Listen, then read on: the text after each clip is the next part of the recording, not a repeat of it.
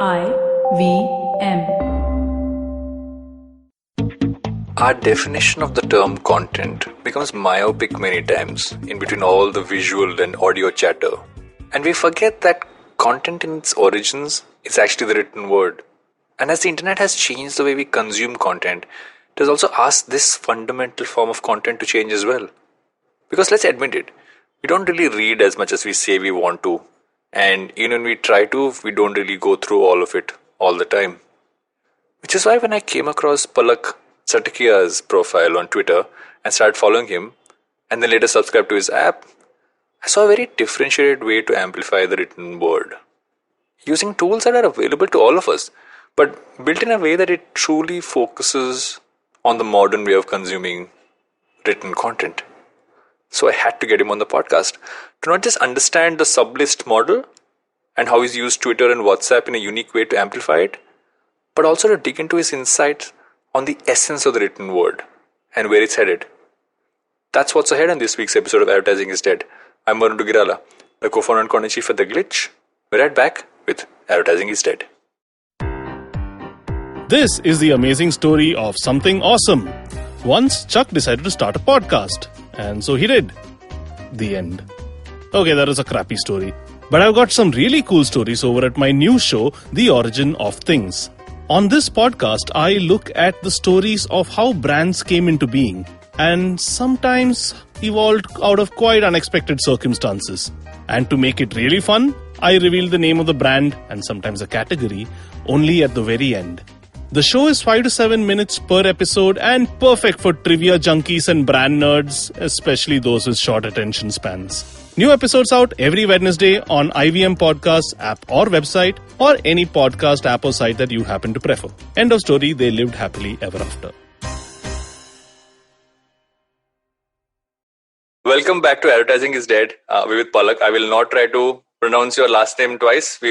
As I told you, I'm terrible with it. I have a terrible last name to pronounce. It's a nice last name, but I just think it's very bizarre for people to pronounce. So thanks for coming on the show, man. I mean, I've been following you for a while. I discovered you first on Twitter. Your threads was something which I started to look forward to. I think the first one which I saw was, I saw the story about Ray-Ban that you put out. Yeah. I remember that really stuck with me because I was like, okay, it had so many different stories within one thread. I found that exciting. And like I told you when we had our pre-chat, I then went on to the app. What I didn't know about till you and I spoke sometime back was the WhatsApp group. So I want to take a couple of steps back and say that and kind of start off saying what you're doing now. How did that whole thing start off? Where is the idea from? Just to explain to someone, saying how you kind of brought it from what was initially a WhatsApp piece to now being a lot of other things. So yes, I just want to ask you that first. Right. Thanks for having me, Varun. Ray-Ban one is actually one of my favorite threads. And I really like the story. In fact, I really love the fact how Tom Cruise saved the company from going bankrupt twice. Simply by wearing those glasses in his movies, right? Yeah. And it's a really interesting company with a really interesting history. Coming to the WhatsApp part, it actually has a very interesting story. So around the end of 2015, I had dropped out of my college, and I was exploring a lot of things in Delhi, doing a bunch of different projects. And a lot of time had passed after that, and I got this text from my friend that, hey Palak, I think that you made a really good decision by dropping out because all the other people have no idea what's going on over here. And what were you studying? I was studying information science. Yeah. In fact, I love the subject. I just didn't like how they used to teach that. I agree with you. I did engineering. I actually liked coding before I got into engineering. So yeah, I totally get your vibe. Absolutely. So we started talking, and he was like really excited by all the things that I had mentioned about my projects and the things that I was reading. And he asked me that if I could send him a few book recommendations. And I told him that, brother, I know you very well. You are not going to read any books. So instead, I'm going to send you a few articles that you can read. And let's see how that goes. If that goes good, I will probably continue sending the articles or send you a few book recommendations as well. So on the same day, I posted the message on Facebook, and got about 20 to 30 people to subscribe to it, and kind of like started sharing articles. And that was a time when I was basically learning all the things on my own. I had to find my own ways of doing things and making decisions, and I was just discovering a lot of new frameworks and mental models. And one of the sites that I had come across was fernamstreetblog.com, run by Shane Paris. And I used to really enjoy the articles by him. And and I used to basically pick those articles and share it with all the people that were part of my broadcast. And that's pretty much how I started. So let me look at this, right? So you decided that, and I'll start with the most interesting part for me is the fact that what you said is right. Most of us everybody says, suggest some books for us to read. Most of us don't finish the books that are recommended. At max, you will have a Kindle sample somewhere, which you will read. I have 1,000 of those because someone's recommended it, or I've seen it somewhere, or the cover looked interesting. Never finish it. I also have never really liked going to something like a Blinkist because I feel that takes the essence of it out. Absolutely. But at some point, you do want to get some of the nuances, some of the knowledge out there. So you took almost, I don't want to categorize, but you took almost the fact that there is a lack of people reading, but people still want to know. How can I kind of bring it down, but yet make it appealing to the modern audience? That is literally what you started doing. Absolutely. Right. But going back to the initial days when I started it, I was not into sharing summary of the article. I would just pick the article, kind of like give it a title and give it the author's name and send that beautiful message to all the subscribers with the link, right? The summarizing part came later on. Yeah. No, but also because I like how you summarize it, right? Because what I like about it is you're not giving us, oh, this is the gist, these are the points covered. You're actually, it's still written. It's still something that you're reading and you're getting a certain feel for it. And then obviously then when most times you tend to go to the article as well because you want to go longer, but mostly most of the articles are longer. So I'll be honest, I started subscribing to you. I think one or two of them I have read, or a couple of them I haven't read fully, the other articles except for the stuff you've sent. So how did you, well, you started off from the WhatsApp part, how did that kind of grow for you? I mean, how did you see that growth happen? If you look at the initial days to now, how is that kind of scaled up? Right. So during the initial days, I would get this text from a friend or a colleague that they heard about my project and they would like to be a part of it. And I would just add them. And then very soon, friends of friends started texting me about the same thing. And I noticed that, wow, this is something really cool. People are really interested in this.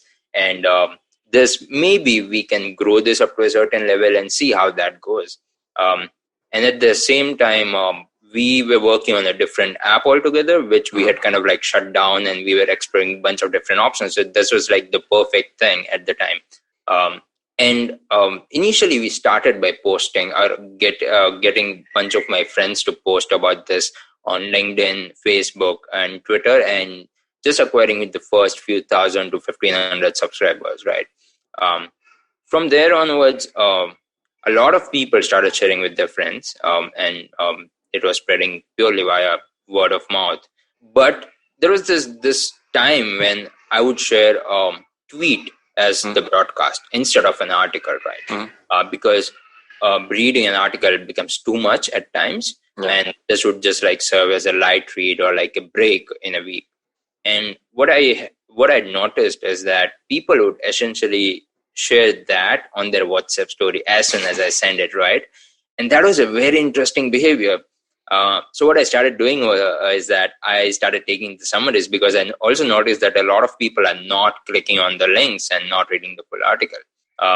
So I started taking I started summarizing the article and put that in and put the content into an image and started sending that. That actually became the growth engine of the whole thing.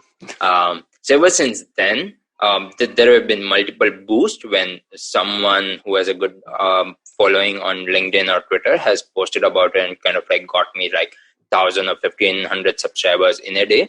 Yeah. But apart from that, most of the people have joined simply because that image that keeps on circulating around, and that's how it reached 62,000 subscribers. And, the more I think about it, right, the internet has changed a few things. It's changed how we look at consuming content, primarily because of the fact that everything is open to us. It's not like you have to go to a library and search for something. Or there's also the fact that you don't have to go through multiple magazines. I mean, if you want to find something, so how do you find these stories? How does that part happen? Well, that is basically, I would say I just read a lot. It's simple as that. It's not a new habit for me. I've been reading a lot for years now, and hence I know a lot of different sites and blogs that are basically undiscovered by an average person. And that is what helps me in finding all the stories. And over the time, since I've now sent more than 1,000 articles over 3 years, I have learned what articles do people like to read, and what are the articles that they are not interested in. And sometimes what I would do is that I would just come up with a particular question or a topic, and just Google it out. For example, one of the very interesting articles that I had shared in the past was how walking helps us think faster. Because I have this habit that whenever I'm working and I want to think and ideate on certain things, I would just put my earphones in and I would just go out for a walk.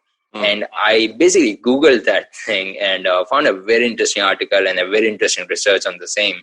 So sometimes articles come to me like that.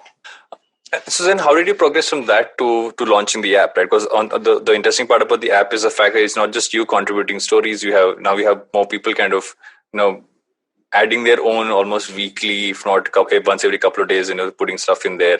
I found the startup one very interesting, primarily because it's a great roundup, because most times you're flooded with so many articles about the entire startup space. It's a great way to kind of bring that whole thing together. So how did the app happen then? Right. So WhatsApp has its own limitations and WhatsApp has its own restrictions. In fact, I have received a ban from WhatsApp once, simply because I had received 2,000 subscribers in less than 1 hour or something like that. And I had to reply all of them manually that, hey, please save this number, because that's also a requirement. And WhatsApp thought that I'm some kind of bot spamming all these people and banned me. Luckily got the account back and all of that. But WhatsApp is, I wouldn't call it a closed ecosystem, but it is just not made for you to text 1,000 people at the same time. And there are lots and lots of limitations and restrictions. And at the same time, we noticed that a bunch of other people have started their own newsletters on WhatsApp, right? Even with 10 or 15 subscribers, people would just continue, and they are really consistent with that and the content that they are sending. And that's why we thought that we can actually make an app out of this, and at least give it a try and see how that goes. And that's how Sublist was born. In fact, it was Sublist is a very new name comparatively. Earlier, it was called Broadcast List. We didn't focus on the logo. We didn't focus on the name. We just took what WhatsApp would call it, which is Broadcast List, and just turned that into an app. And then we realized that it's a generic one. Went for a short form of subscribers list, which is Sublist. And yeah. So, one of the things I find interesting about this model, right, is the fact that what has traditionally been the way that people would say, okay, you would have, apps or platforms where you could subscribe to multiple people's blogs and you could read stuff over there. You also had people who are taking books and bringing them down, like I said, someone like a Blinkist, etc. And there is so much news and information out there. And most times, half the stuff gets lost because the majority of the stuff you see is, let's say, around politics, around business, etc. But how someone today who's used to internet content, who's used to that, half a second swiping through in that sense, this is in my mind almost made for that. And what I think would be interesting to kind of understand is what are the insights you kind of gotten about how people consume, like what do they kind of like reading, etc. What have you kind of realized through this period in terms of what even surprised you into this is what people consume and this is how they consume and stuff like that? Right. One of the things that I used to believe was that when you reach an avid reader, they would generally want to read long form content, which is true, but for an avid reader, and most people are not. When you reach out to an average person, they will tell you that they are really interested in cultivating a habit of reading, but they have failed multiple times.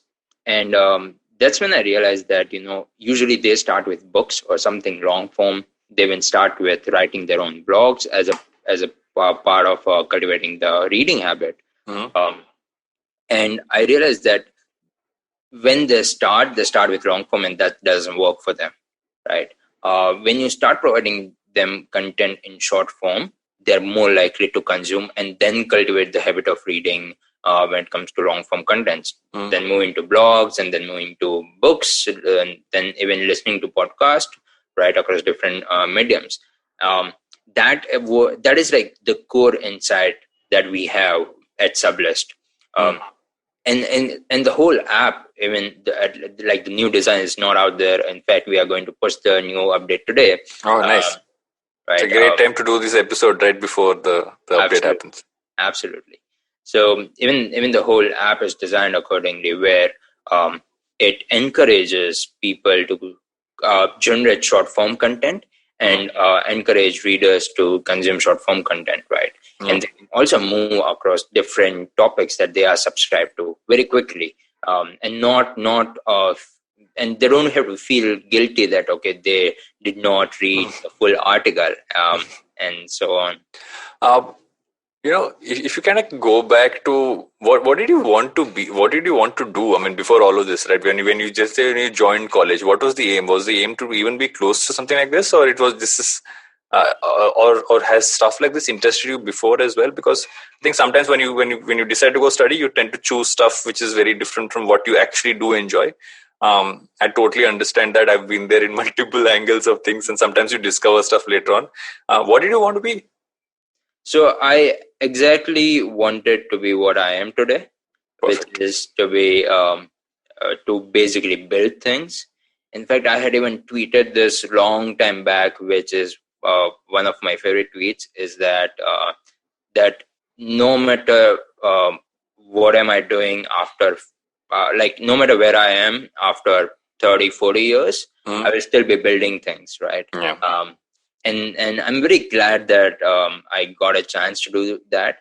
When I went to college, my thinking was this, that Bangalore was the startup capital of India. Correct. And I got myself into a college in Bangalore. And I specifically picked up information science because I have spent a lot of time around computers, but mostly hardware side of it, building computers, breaking a lot of stuff, and then rebuilding the stuff. So I took computer science, and that was a plan. But because of college's schedule and a bunch of other things around it, things were quite difficult when it came down to doing my own projects. That's when I decided to kind of take a break, kind of take a gap year, and then see if I am able to build something. And I did experiment with a bunch of different projects when I was in college, and after dropping out of college. But so far, Sublist is the one that stuck around for longer, and hopefully will stick around for a very long time. Yeah, because I'm telling you, I've genuinely, as I see the model, I find it so refreshingly different from a lot of stuff that I've seen out there. I think it's also kind of built from the fact that it's built for how you would want to consume content, right? I think that's what I really got from it, is that, and it was almost seamless for me, the transition of following you on Twitter. It's also something we should talk about, because I haven't seen enough blowout, just like people really following someone and kind of spreading it out, as I've seen with you on Twitter, and just generally the number of people I know who share what you put out and etc., all that stuff. But also the fact that how the model's kind of evolving, and I'd first kind of say that, where do you see Sublist as a model kind of evolving? What are the main areas you guys are focusing on to kind of take it to the next stage? Right. So yeah, one interesting thing is that when we go back to the drawing room and see that what are we going to build today, a lot of things actually come out of our experiences, then data. It's quite contrarian if you ask a lot of other product people out there. But there are times when I choose to go with my experience, even if the data is saying the opposite of that. That has at least helped us to stay in staying focused on a particular path and building the product that Sublist is today. Coming to the model side of it, I one very important thing that we are going to focus on right now is to get um, a new wave of curators on board, and people who are purely people who are not creators, who wouldn't write in general, but now that they have Sublist, they are curating something. They are collecting information from different places and now putting it out there, and structuring it in a way. In fact, this thing that we used to keep talking about in the office is that Google was actually supposed to structure information, that you Google dog and they would give you the right information. But while it does that, it doesn't give you the best information, right? So if you were to Google Indian startup updates today, you will get a few links, but you wouldn't get 10,000 links is the word to it. Absolutely right. In fact, this is very so. At this one point of time, we started searching for this place on the internet where you can get all the updates about Elon Musk in one place, right? And surprisingly, we couldn't find a single place. Like, of course, you would go to 3 different websites and you would get all the information, including his tweets and other news and launches about SpaceX and Tesla. But there was not a single place. But with that, we have that on Sublist, right? And someone is curating that, and which is what enables new people to come and create a content or create content in their own way. And then it's in near future plans, but we are also going to introduce payments so that a lot of creators and curators can charge and monetize their curation. Yeah. That's it. That you make an interesting point, right? Because I was going to ask that, and I think an interesting kind of parallel would be how Medium took make the choice they did, right? So Medium initially, I think, very briefly thought of using advertiser revenue, realized that would be a bad area to kind of go to, said just pay for it. Like I pay for my Medium in that sense. I like whatever. When you do those claps, etc. I thought that was a great model. I don't know how well it does for the writers, but I know for a fact that it's an interesting model to pursue. And the fact that you said this, because one of the pieces that at least I've been reading a lot about of late is this whole chatter about how Twitter can actually move to a subscriber model, right? Because they're realizing advertising model might not be, where they've been able to scale as much as, let's say, a Facebook, etc. And there's been a lot of buzz about Twitter, almost like, I think they basically did a couple of job postings to hire someone around subscription. And then obviously their stock price went up and then people start talking about it. And what you're talking about is similar. Where would you say you'd come to a point where one is that allowing everybody to kind of post stories out there, or are you saying okay, we'll curate for sure because you don't want to just become too many people and then voices get lost? I mean, has there been thought about that, or is it just too early to kind of get into those kind of thoughts? So, in fact, when we started, we would only allow a few selected people to start their own list and start sending the content out there. But we have opened that up to everyone, purely to experiment and see what kind of content do people come up with, right? What kind of curation do they come up with? And now our goal, or more like the challenge, will become how do we show what goes on the discover page of the app, right? Which is how other people or readers mostly discover content curators. And that is what basically the next one of the next challenges is. I think it's interesting, right? Because and this is what we tend to forget, is that when people talk about let's create a content-based platform on the internet, people talk about video all the time. We've seen this resurgence of audio. I mean, we're doing this on a podcast, but I do feel the written word has a very strong place, and it's something that definitely has so many points you can actually scale to, because people still do read. It's just they read differently, I guess. If you had to kind of turn around and say that if I was a person today sitting in college and had a similar think that, okay, I'm not getting what's going on here, and maybe I should just kind of go out and do something on my own or come up with something, what would your point of view to that person be? Right.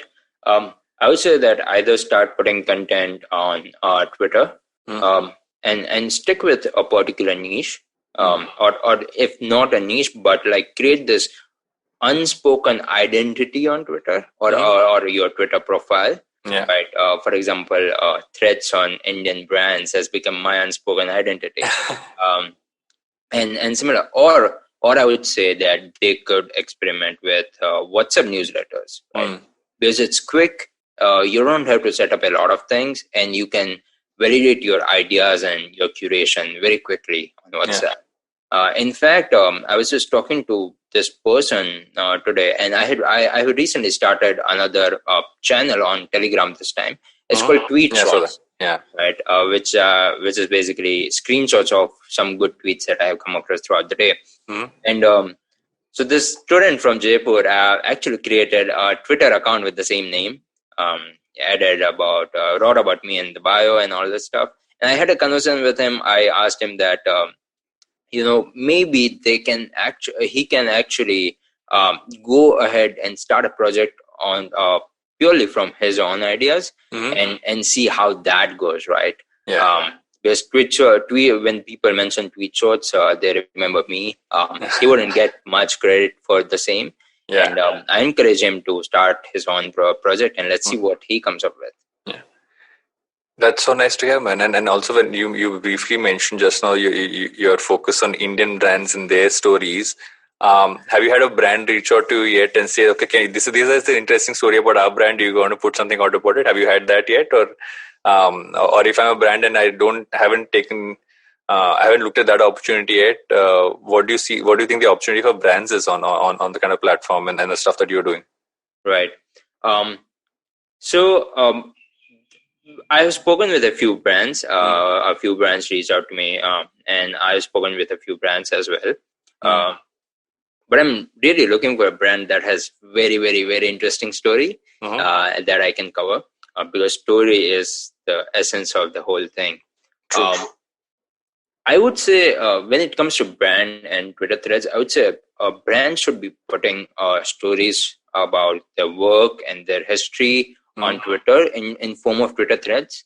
Because what really works even on Twitter threads is that you are basically writing an article but split into different or multiple tweets, right?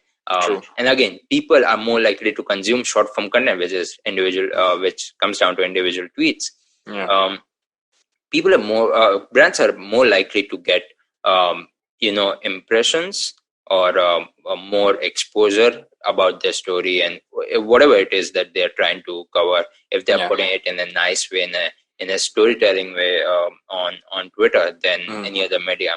In fact, if I'm not wrong, Nirma's thread generated about 1.7 million impressions on Twitter, which is insane. Like it's crazy, and that is also coming from my account, which is not that big on Twitter. So I think I replied to your tweet and I mentioned this. So I have a weird story with Nirma. Is the fact that when I was a kid, the Nirma ad used to play so often on television, and I used to watch a lot of television. My mother had made a rule saying that whenever the ad played, I had to close my eyes. So even now, instinctively, when even someone says Nirma, psychologically, I'm thinking about shutting my eyes because it's ingrained in me in that sense. I think a lot of brands have that. Right? A lot of brands have these, not just the stories about their history, but the history that people have, which is associated with all these brands. I think there's so much you can get into with that. Absolutely. In fact, Nirma's branding is really on point, especially the song, the jingle. Right? It's just not possible to read that jingle normally. You are gonna end up singing that jingle whenever you try to read that, right? And I have tried that multiple times, right? When I was writing, it'll play in your head. Yeah. In fact, there's this. They also, composed a beautiful song starring Sonali Bendre Bahel. And while writing the thread, I was actually listening to that on loop, which is a very weird thing, but it actually stuck with me. And I was just having a good time because I was just writing Nirma's story. I was very impressed with a lot of numbers and the whole history behind it, which I was not aware of earlier. So yeah. I have so many more questions which I kind of want to dig into, but I know we need to go in for a break, so you're going to do that and be right back with Advertising is Dead. I want to thank Intel for supporting our show. Do you remember when last year we spoke about how the Intel vPro platform is built for business? Well, I'm glad to say we've kicked things up a notch. That's right, Intel is back with a new and improved version of the platform. Optimized with 10th generation Intel Core processors, the platform is just what IT and business users need, especially in times like now when most of us are working from home. The new Intel vPro platform lets you do more of what you want and less of what you don't. So it's better for you and for your IT teams, who really are the backbone of keeping your work from home experience easy and enjoyable. The platform is built to minimize your efforts and maximize your PC productivity, especially when working from home. I can safely say that the new vPro platform gives you more enterprise efficiency with less constraints. Visit intel.in/more with vPro, that's VPRO, to discover how you can get more done with less waiting. If you're listening on the IVM Podcast Android app, take a look at the screen right now and you'll see a link which will take you directly there. Welcome back to Advertising is Dead. We're still Palak. I have a question about Twitter threads, right? And I've had this question for a while, and maybe you'd be able to answer it. Is that it's interesting you said you should treat it like an article, but do you need to make each tweet almost be a story by itself, or is there no rule, or something? I mean, in your experience, what have you seen that it works? Is it that okay, let's write the entire thing, just obviously use as many characters as possible, so you have to fill it up, or is it like okay, I need to make each tweet in those almost like a small segment someone can read as well? Right. There are certain points in my threads where I try to, convert an individual tweet in a story in itself, right? Something that they would retweet, and the reader, the other person, will also understand the whole essence of it, right? That's why I use brand's name again and again in almost every single tweet, right? Yeah. Basically, if I were to say that they generated XYZ amount of revenue, then they wouldn't get the idea of about what brand am I talking about. Correct. And a lot of things around that. But what happens in threads is that when a person starts reading a thread, they're basically giving you a lot of attention, right? Because then there are no other tweets that are going to take their attention away from yours. That's what works, right? And if your storytelling is on point, they're not going to drop off that thread anytime soon, right? True. And that is just what keeps the person finish the thread in a way that they wouldn't have finished otherwise if it was an article or some other format. There's one more thing which I've noticed is that you never change your Twitter profile picture. There's a story behind that, or a theory behind that. Yeah. So in fact, not just that, but I also changed my profile picture on every other social media platform to the current profile picture that I have on Twitter. The idea is very simple, that a lot of time when people come across your tweet, and I'm talking about your people who are not following you, they are not going to remember your username. They are not going to remember your name unless your name is something like Palak Zatakia, which is a very weird name. But people are going to remember a picture, right? That kind of like gets imprinted in their memory, and they're going to and the next time they come across another good tweet of yours, they're going to remember that, hey, I remember seeing something good earlier as well from this person, right? And that's why keeping a good profile picture consistent on at least on Twitter or at least on a particular platform is very, very important. And that's basically why I don't change it. And you have any other such learnings for Twitter? Because that's an interesting point, right? Because I know that people change, and Twitter has this funda where when you put up a new photograph, it gives you the option to tweet it saying new profile picture. You almost made a point of saying, please don't change your profile picture because people will forget, will kind of think it's somebody else. So what are other things that you kind of learned about how to use Twitter? Sure. So there are actually lots and lots of different things that I've learned about Twitter, because I never opted for any of the strategies that other people write about. purely discovered everything on my own, and grew Twitter in its own way. One really good thing that helps in growing Twitter is that you need to have an unspoken identity, right? Your Twitter profile should be known for something, but not in your words, but by your followers' words or the people who consume your content, right? And one of the ways to usually discover this is by talking to them, or really noticing what do they talk about you when they mention your profile to someone else, right? That tells you what your profile really stands for in front of other people, right? That becomes a huge thing, because, for example, if you were to ask me that who should you follow on Twitter for to learn about Bitcoin, I would say Anthony Pompliano, right? Because that's his identity. Like when you say Bitcoin, that's the only person that comes to your mind on Twitter, right? And there are a bunch of interesting people like that. For example, if I were to say just random interesting things on Twitter, Ankit's profile would be the one that would come to my mind, and like that.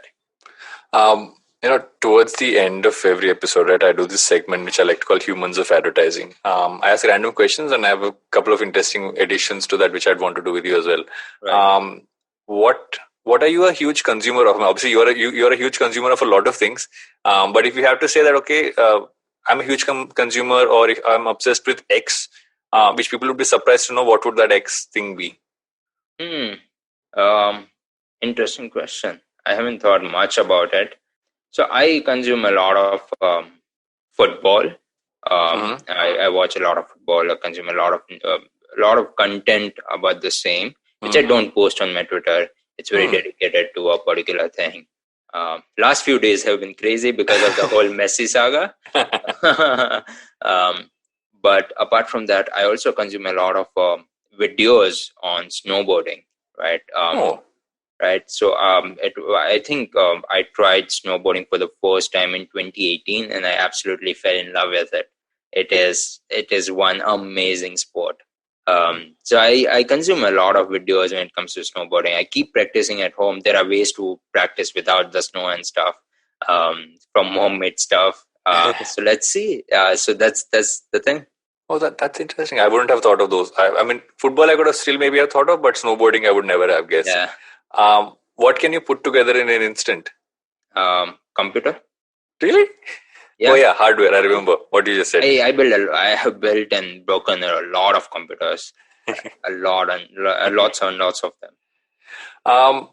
What story amongst all the ones that you've shared or articles, which one is? I mean, if you had to turn around, I'm not asking you to choose one, but if you had to say, okay, when this is a great one, which honestly, when you found it, you were really excited to put it out.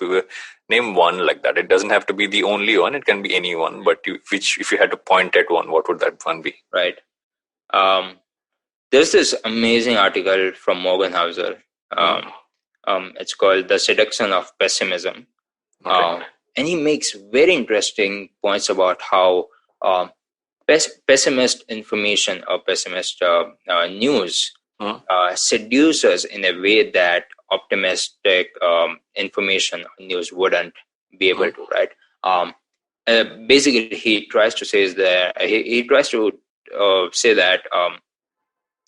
if I were to tell you that everything's going to be fine in the future and everything's great, you wouldn't be that attentive to my thing. But if I were to tell you that hey, things are going to go bad and this is what's going to happen, you are more likely to give me your attention than other thing.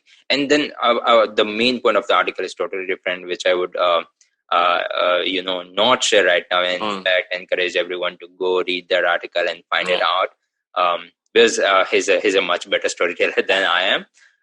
But that is one of my favorite articles, and in fact I have shared that thrice, because new subscribers wouldn't get the old articles, and I keep sharing that once in a while.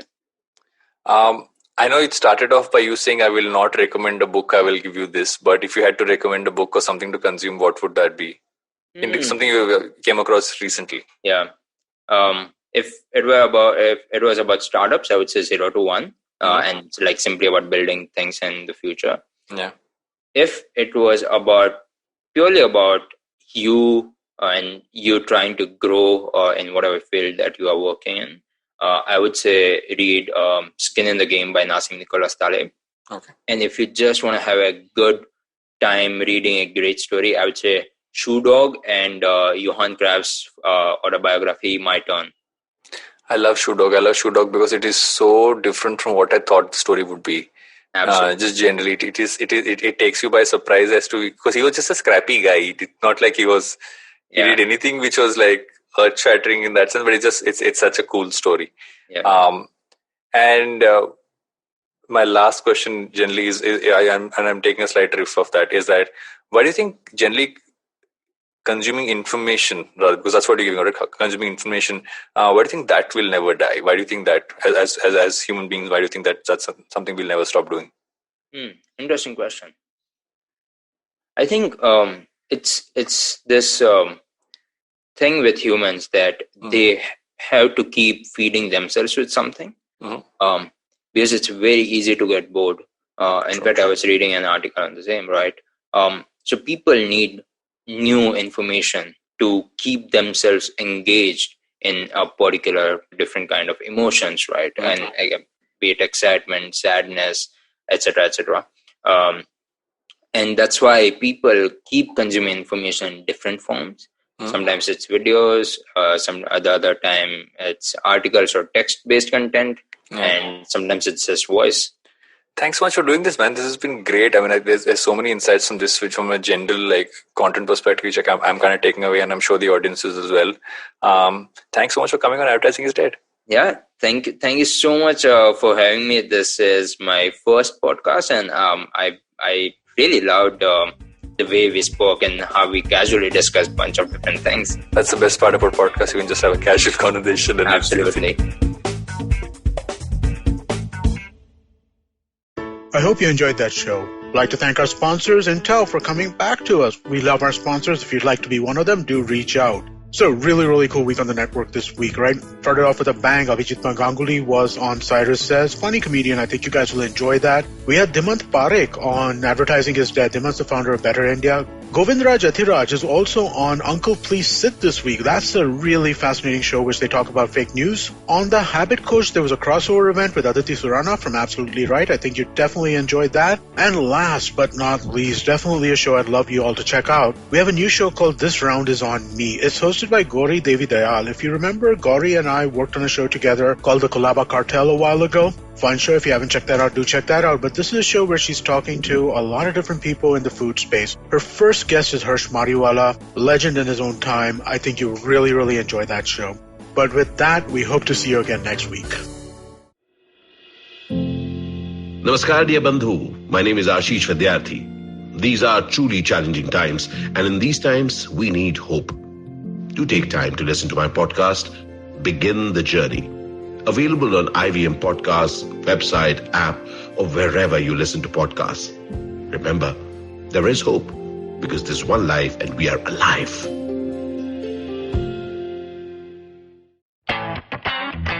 रिश्ते में तो हम तुम्हारे podcast लगते हैं.